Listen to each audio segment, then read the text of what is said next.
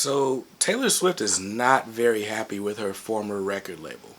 But does she have a point?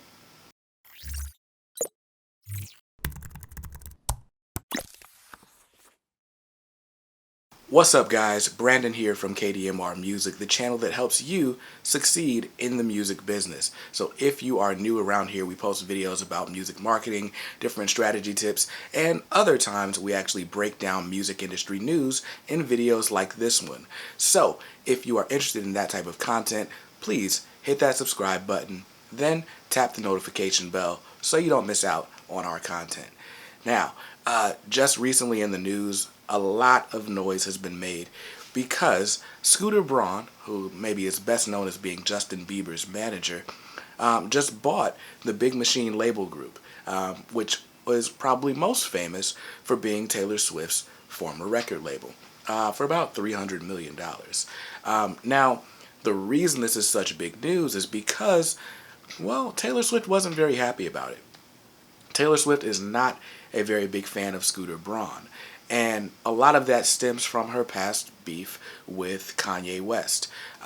Taylor Swift believes that she was bullied and she was manipulated and all sorts of things by Kanye West, by members of his family, and by his former manager, Scooter Braun.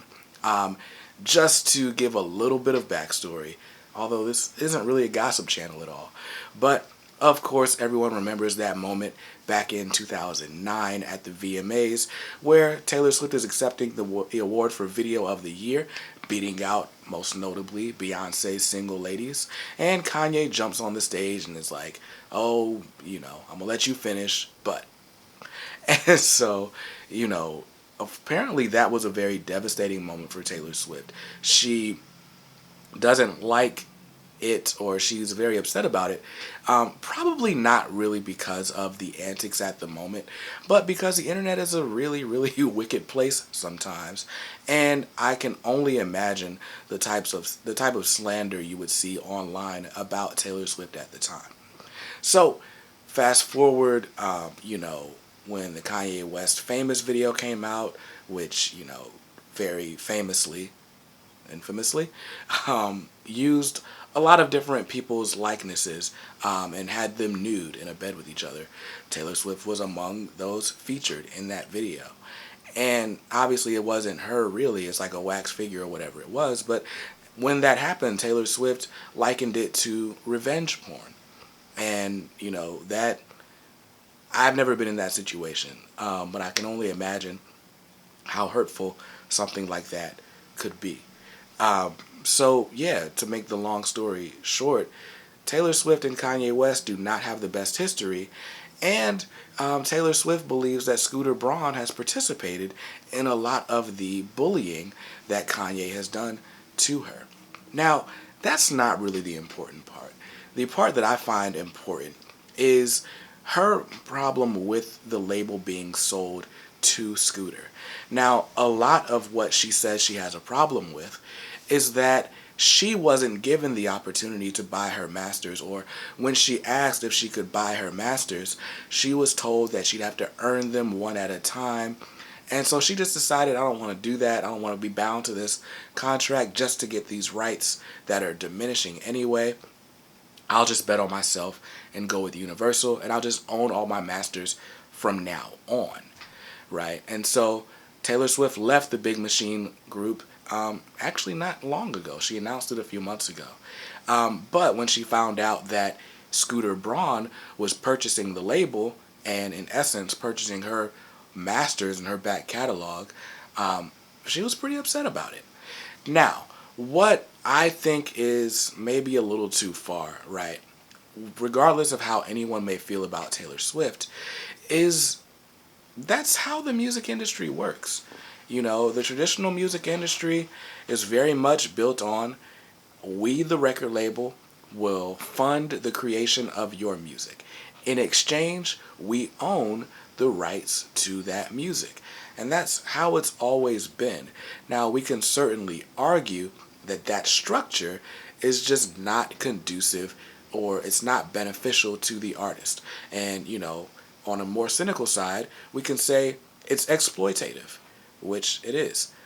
I mean, even when you read music industry contracts, right? One of the points in copyright is the right to exploit a work, which means to expose it so that you can make money, right? So the industry in its nature can be predatory, right? And it could lead to sharks. It's just like any other field of investments. At the end of the day, it's about dollars and cents, right? Now, if I am Taylor Swift's label, it is not in my best interest to sell her the rights to that music, because over time, honestly, having the rights to that music, as big of a star as Taylor Swift is, the more people play the music, the more money I make. And if I plan on being around a long time, that's money that I'm going to have for years and years, decades, generations to come. So it really sets me up to be in a good spot. But unfortunately, that means Taylor Swift is not making that money for years and years and generations to come. So, of course, I come from the hip-hop world. One of my biggest inspirations in hip-hop is and was Jay-Z. And Jay-Z famously owns all of his masters. Now, he didn't own them all at first. He had to buy portions of it back from other record labels and or Def Jam, one record label. But he owns his masters, right? And that's the ultimate power move. And a lot of, our culture in hip-hop is ownership. Unfortunately, in the general music industry and every other genre, that wasn't always the way. A few people who notably own their masters, Ray Charles, and that's about as far as I can name that list, right? And so, again, you've got people like Chance the Rapper who are preaching the importance of independence, and that's why I have this channel, to help artists be as independent as possible and to understand what they're getting into. So, I felt like it was important to make this video, not to bash Taylor Swift or anything like that, but to help you guys out there understand, because so many people think a record label is the key to their success and happiness. And unfortunately, the music industry is an industry. It's about money. It's about dollars and cents. And the music industry is always going to do what is in its own best interest. It is not necessarily designed for the artist to thrive. Jadakiss asked once on a very famous song, why is the industry designed to keep the artist in debt? And unfortunately, some people are finding that out the hard way, including a young Taylor Swift. Now, I certainly understand Taylor's point. If I have the money and I am offering to buy my masters, let me do that, right? But I understand the interest of the company as well. I don't have to let you buy this music just because you want it, right? Now, whether or not the person who ends up buying that record label is someone Taylor Swift likes or not, usually it's of no consequence to the label. So hopefully they're able to sort this out and to resolve this, because just bullying is not fun or funny. And I can only imagine how it must feel if someone who you really genuinely don't like owns so much of a portion of your life in that way. So let's hope that they can resolve this amicably and all things are well. In the meantime, of course, I will continue making videos to make sure that you are as informed as possible about the inner workings of the record industry so that you don't end up in this situation. So, if you like this video, please give it a thumbs up. Let me know what your thoughts are on the situation. Do you think Taylor Swift has a point? Do you think she's overblowing the situation?